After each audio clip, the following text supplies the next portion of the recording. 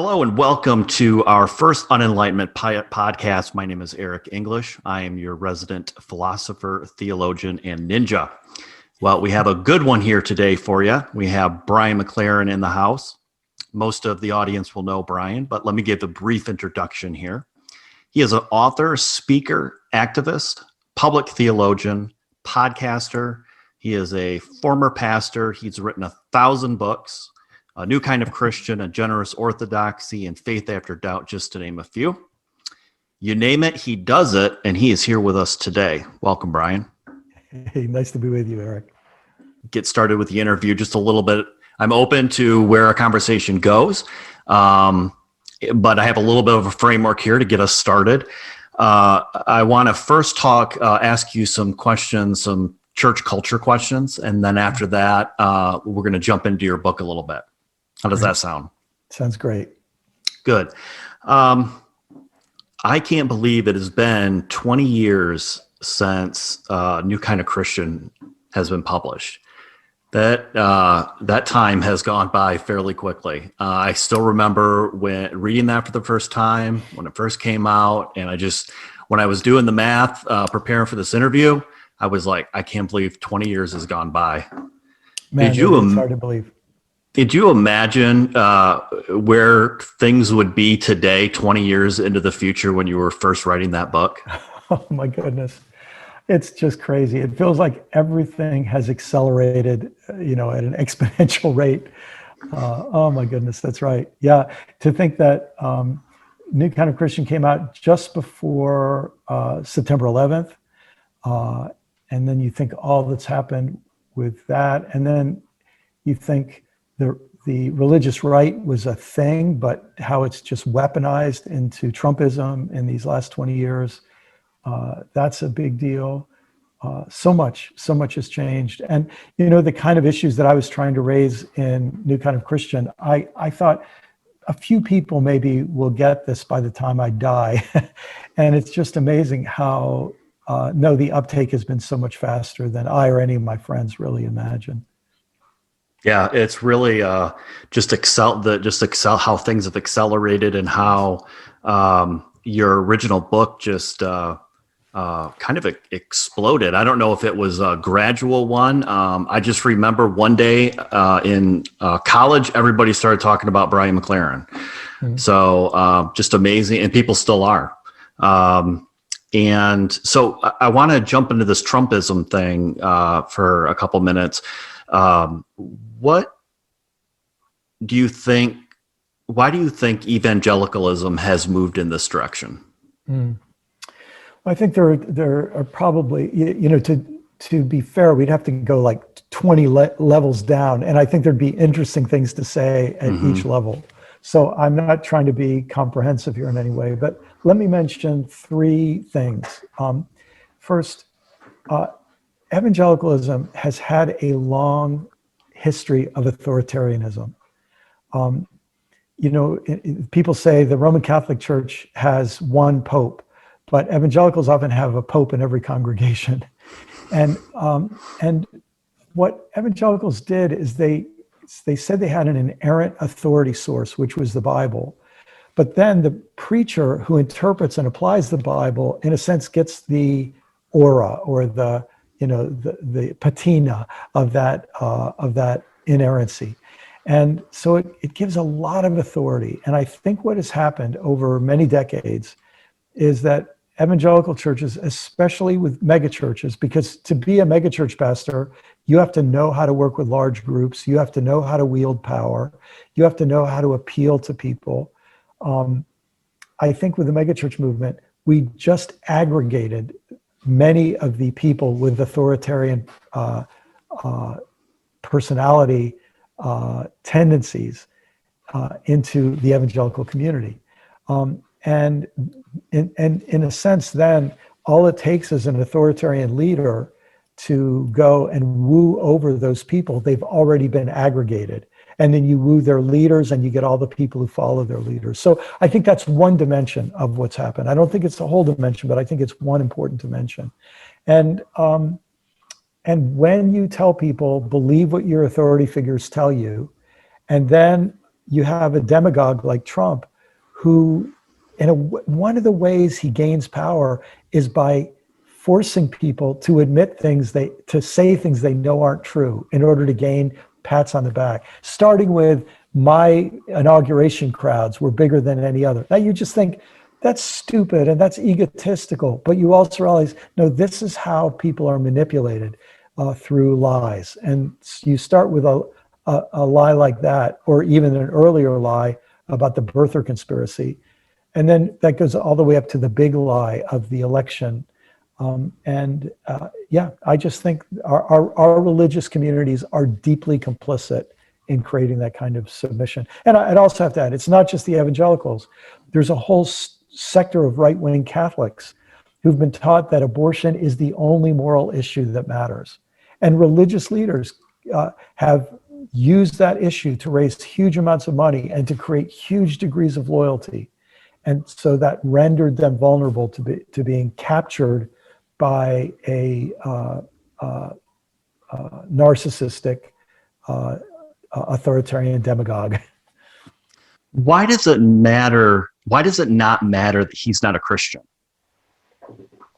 Well, of course, as you know, some of those sycophantic prosperity gospel megachurch evangelical leaders were sure to disseminate rumors of his conversion. Paula White said that he was a Christian. But in a certain sense, this is another dimension, is evangelical theology has some deep flaws. And one of those flaws is they separate the way they integrate politics and faith, allows them to say politics is part of this world. So we have much lower expectations for our political leaders than we do for our pastors. We never hire a pastor who's been divorced a bunch of times and has paid off porn stars, but we're very happy to elect people of that character to our political life. Well, when you segment your life to say morality matters in the church, but it doesn't matter in business or it doesn't matter in politics, to me, it's a laughable moral statement. It's just pathetic, but it's deeply, deeply entrenched. And there's another layer to that, and that's race. And when you think that the entire project of the United States and the church in the United States had to coexist with slavery. And so they have a long history of saying the way you conduct your business life, as long as you have the right doctrines on Sunday, as long as you recite the creed or sign the doctrinal statement or get a tear in your eye when you sing the Old Rugged Cross, that's what we care about. You can have slaves Monday through Saturday. And that's deeply rooted in American Christianity. Yeah. So I am probably maybe not as frustrated as you have been with conservative evangelicalism over the years. My question is there, but I still care deeply yes. for them and feel like there is still a way back. Yes. How can if you were to give advice to evangelical leaders, maybe you have, I don't know, but if you were able to, what would you say to them would be necessary to get on that road coming back? Yeah, I've been on many Zoom calls and private phone calls with evangelical leaders. I was just, in fact, right after January 6th, within 10 days of January 6th, 2 leaders of evangelical denominations contacted me. We had private conversations about how frustrated they were and how they felt their hands were tied, because even though they and a minority of their leaders see what's happening and see what's wrong, if they speak up about it, they'll be fired or they'll be marginalized or their congregations will be emptied. And so, but I agree with you. We need we can't let evangelicals continue to self-destruct like this. Eric, my biggest disappointment is not the blind leaders of the blind like Eric Metaxas and Paula White and so on, who might be very nice people. I'm not condemning them as human beings, but they have, strained at a gnat and swallowed a camel, to quote someone well known.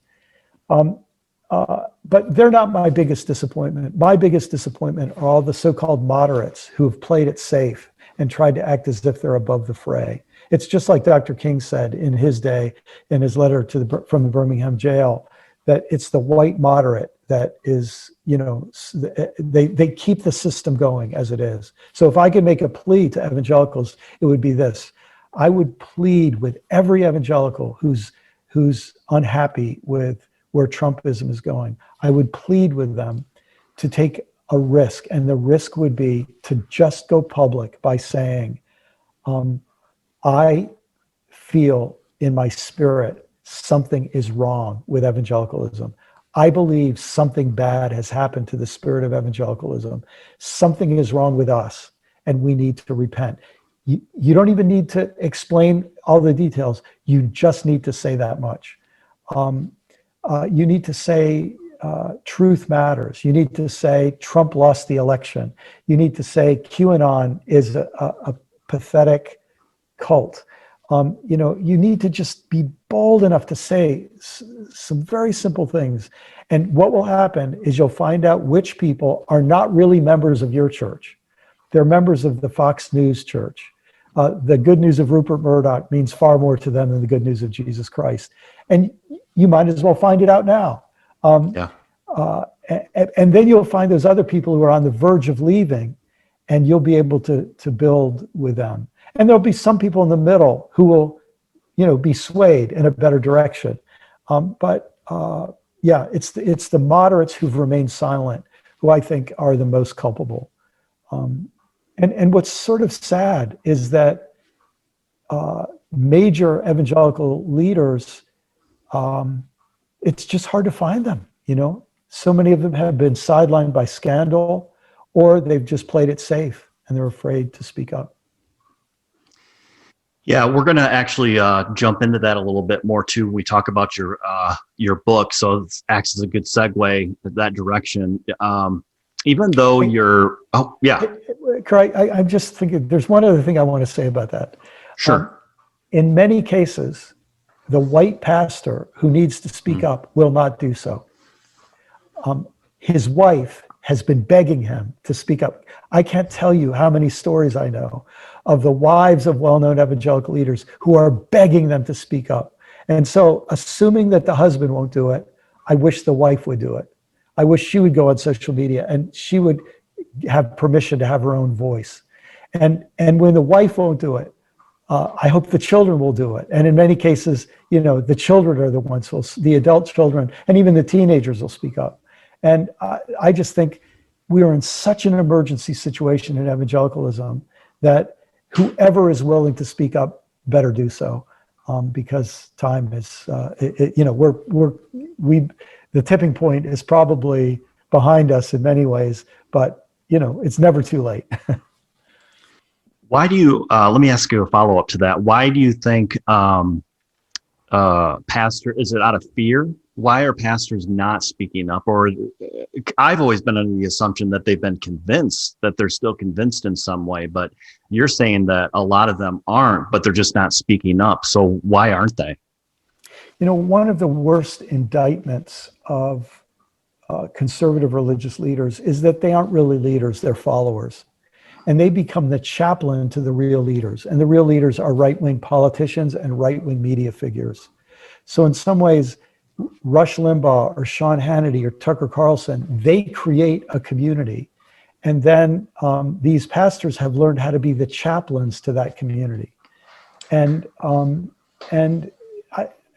at some point their conscience begins to bother them. But at that point, they realize, shoot, I don't have anybody who really follows me. They all really follow Tucker Carlson. They all really follow Laura Ingraham. And so it's going to take, and that's why I make my appeal to the wives and the children, because the men are thinking, the pastors are thinking, this is where I get my salary. If I speak up, I'll be fired. If I speak up, my 5 biggest donors will leave. And so it's not just fear, like craven fear. It's also the sense of financial responsibility. I'll be left holding the bag and dealing with the chaos once I speak up.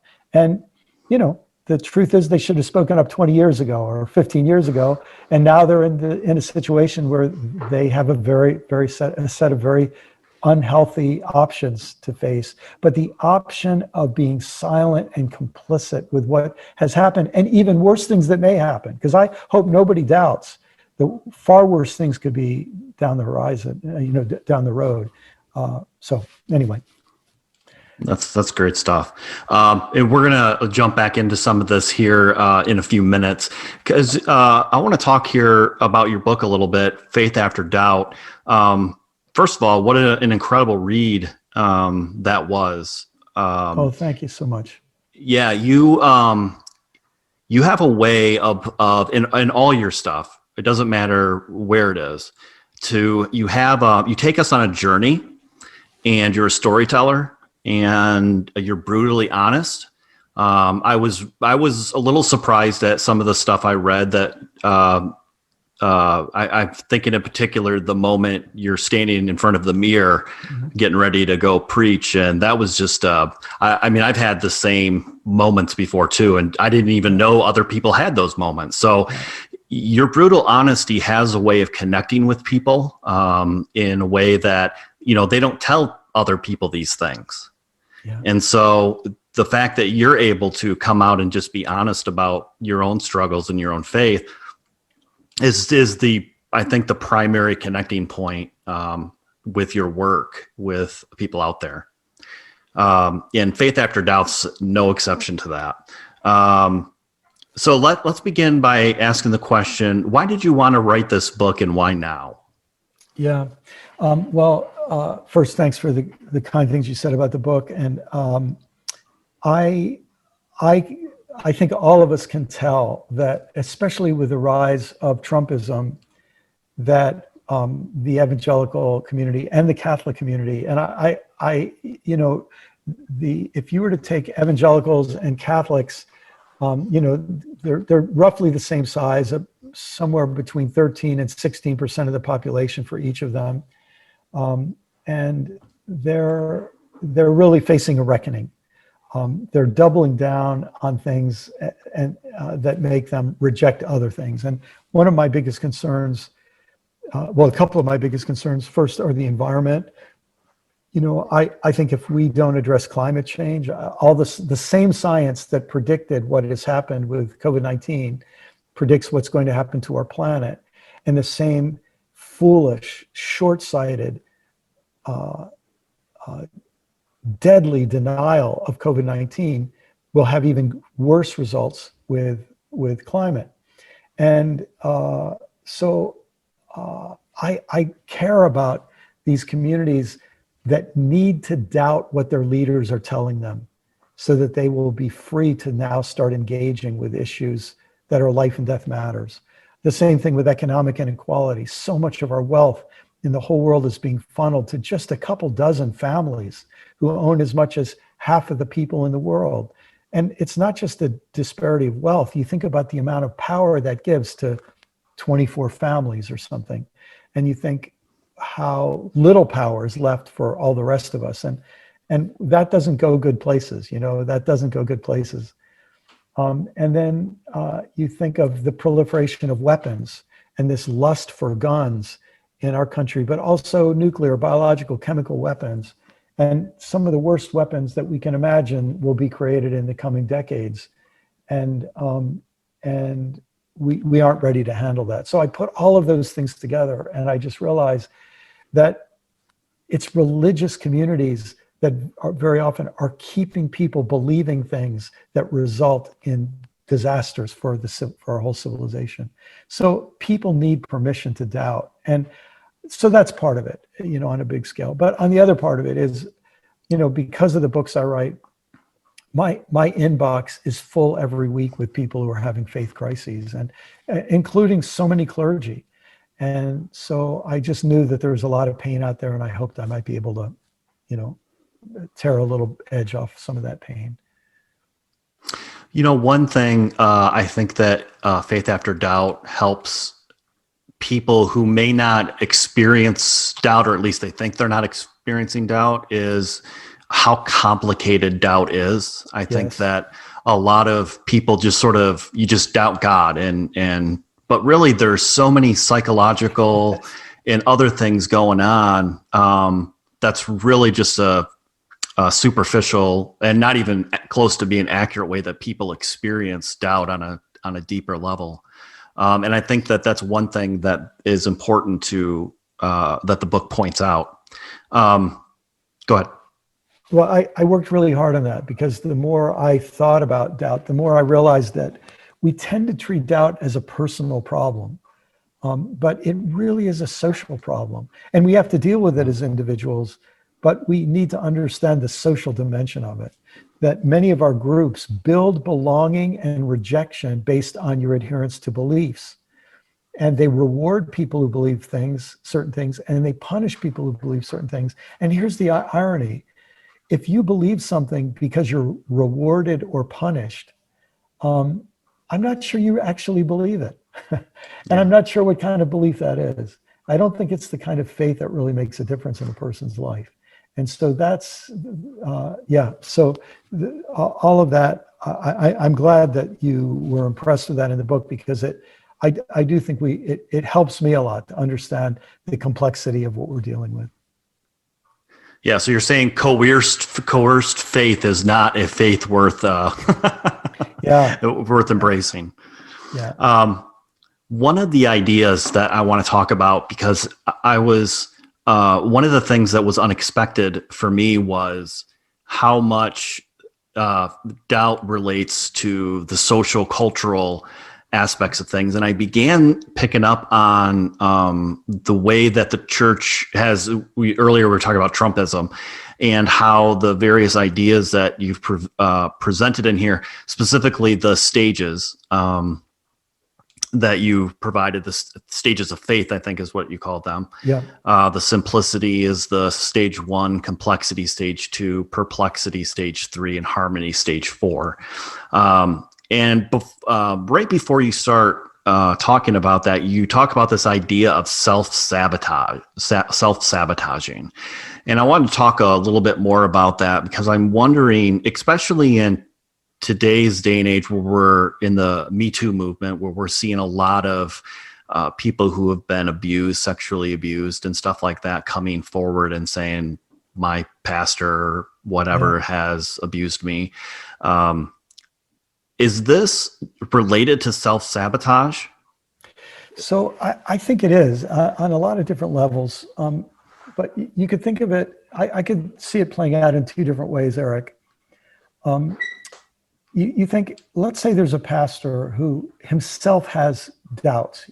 Let's say he teaches literal 6-day creation on Sunday because he knows that's what the people in his church want to hear. But deep in his own mind, he doesn't really think that's true. He thinks that the fossil record and the size of the universe and the compelling story of a 13.7 billion year old universe and all the rest makes way more sense. But because he knows what his people want to hear, he goes ahead and says what he thinks they want to hear. Or because he's afraid that he'd get in trouble with a seminary professor if he found out that he changed his view on that. For whatever reason, he isn't honest. And so he now has a secret life and his public life. Well, you can imagine that once you learn to do that in one area, it becomes easier to do that in other areas, where you then find out, oh, he's got a secret life about how he handles his sexuality. And then you just start, or you find out behind the scenes, he screams and yells at the other pastoral staff, but on Sunday he's Mr. Loving and kind and funny. And I think there is this, we use the word integrity to mean an integrated person, a person whose private life and public life are integrated. And when a person loses integrity, we call that disintegration. And I think what happens is their religious community, the act of putting on a front or facade or wearing a mask, creates personal disintegration. And then suddenly it becomes, visible when you find out Jerry Falwell is, has all these things going on and so on. So, I don't say that to shame or condemn him. I say it to say that we want to jump on sex being the problem when maybe dishonesty and disintegration is this bigger problem, that we've got a whole lot of pretending going in a whole lot of different areas. But there's another way that I could see it working too, where a person, and I know, Eric, you would not be surprised to hear this, but how many pastors, including well-known pastors of megachurches, have told me privately that they hate their life, and that they don't believe in what they're doing, and that it just feels like a machine that now they have to keep tending. And I can also imagine people on some level thinking, I don't love what I'm doing. I don't even believe in it anymore. And I have to pretend I believe in it every Sunday. And then in some ways, a moral failure becomes their way of self-sabotaging because it gets them out of this work that they don't really want to do anyway. I mean, I don't think that would consciously happen, but it's easy for me to imagine it subconsciously happening. So I'm stereotyping here a little bit, so let me just say that at the outset. But I imagine that a lot of these people who have been caught up in these, in the sex stuff in particular, let's just say people who are self-sabotaging in some way, because it doesn't have to be sex, self-sabotaging in some way, often are also the people who will fight against, say, a congregant who's struggling with doubt. Yes.